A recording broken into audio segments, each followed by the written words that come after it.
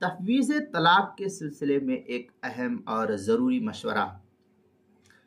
عام طور پر یہ ہوتا ہے، معاشرے کے اندر دیکھا بھی گیا ہے اور ہو بھی رہا ہے کہ عورتوں کی فطری کمزوریوں اور معاشرتی حالات کی بنا پر یہ مشورہ دینا زیادہ مفید ثابت ہوتا ہے کہ جب کبھی عورت کو تفویض طلاق کی ضرورت پیش آئے تو صرف عورت ہی کو طلاق کا ذمہ دار نہ بنایا جائے، بلکہ اس کے خاندان کے کچھ خیر خواہ اور معاملہ فہم سمجھ بوجھ رکھنے والے جو حضرات ہیں ان کی تائید کی بھی شرط لگا دی جائے،